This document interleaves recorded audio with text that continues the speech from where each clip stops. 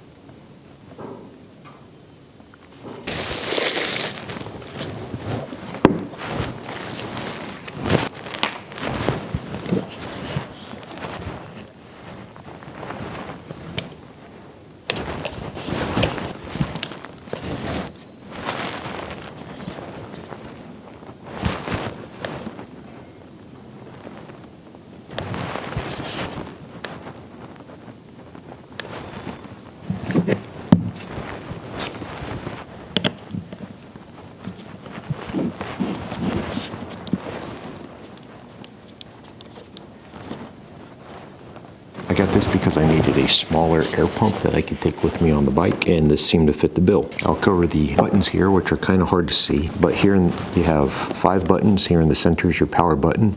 You have a plus and a minus. The plus and minus is used to adjust the desired air pressure. You have an M button, which is mode, which I'll show you in a minute. There's little icons that pop up on the LED screen here. And then you have a U button, which is units. Press and hold the center power button for a few seconds. Screen lights up. There it is. It is on. The icons at the top is what unit. Right now we're in PSI. If you press the U button, it'll switch to bar. Press the button again, it switches to KPA. Press the button again, it switches to kilograms per cubic centimeter. Yeah, but I'm using PSI, so I'll press it one more time for PSI. Next little icon you have here at the bottom is a car. This is what mode you're in. So if you press your M button again, it'll switch to motorcycle mode, shown by the little motorcycle icon. Press it again, bicycle. Press it again, and a ball. So those are the 4 general modes: car, motorcycle, bicycle, and balls or other various whatever. I want to switch mine to motorcycle. And down here is the preset pressure limits. So for motorcycle, their default is 40. On my motorcycle, my tire pressure is supposed to be set at 29. So I'm going to press the minus button.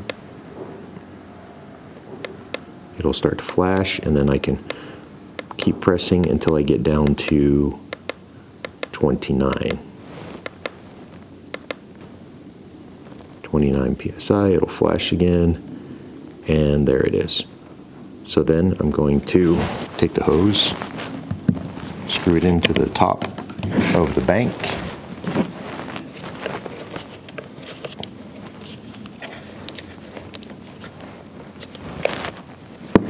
Then I'll attach this to the valve stem, press the power button, and it'll automatically start to inflate. Okay, take off the cap.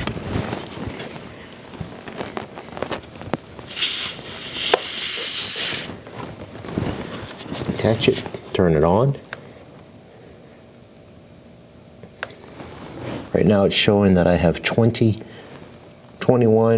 PSI in the tire, and I want it to be 29. Just press the power button.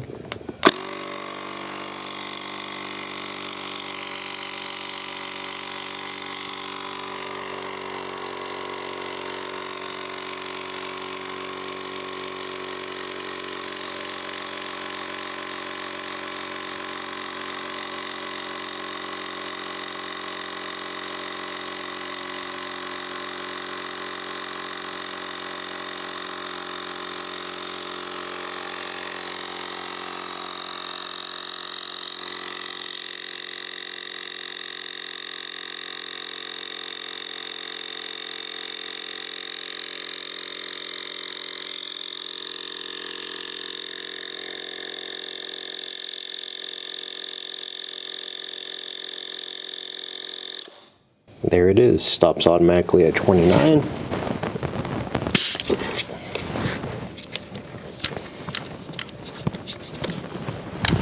Disconnect that. Turn it off. Now let's get the old school tire pressure gauge and see what it has to say.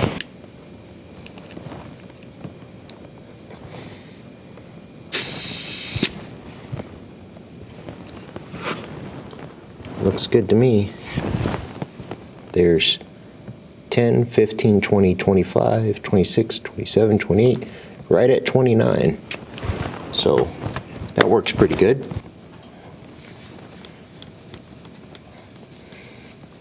Okay, this thing also has kind of a LED flashlight sort of feature to it. On the end there's the light, and to activate that you're supposed to press and hold the U button. You turn the power on and then you press and hold the U button.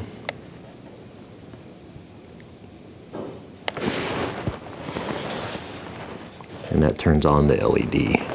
Press and hold the U button again. Turns off the LED.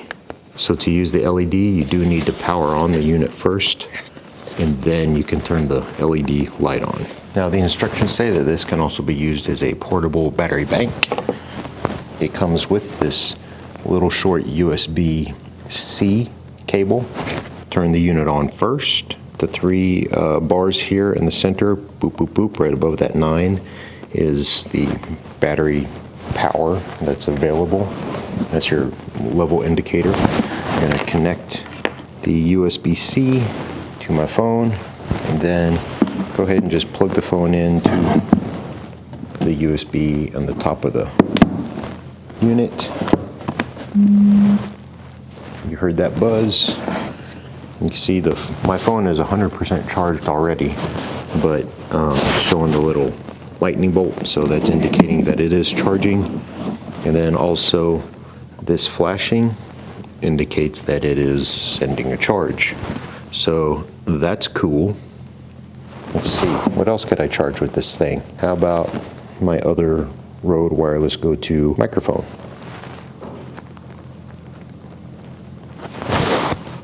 The light's flashing on the microphone and the indicator is flashing, so it is sending a charge. So how do you charge this thing? Well, it didn't come with another cord or a power brick, so I'm assuming that you have to get your own power brick. I've got an extension cord here running to the wall. Plug this in here. There's a USB-C port next to the USB. You can plug that there, and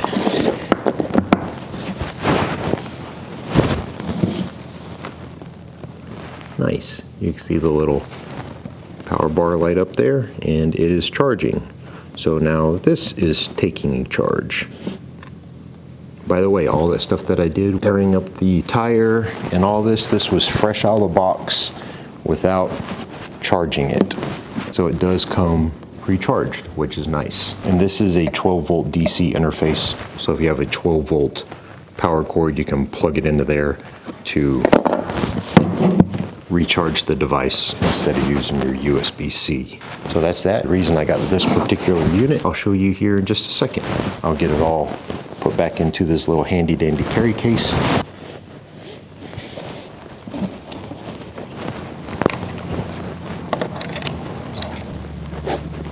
Now it's pretty small and compact,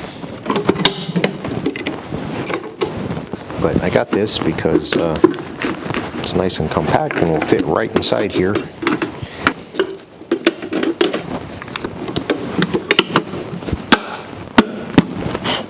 I have my air and portable battery bank to go with me.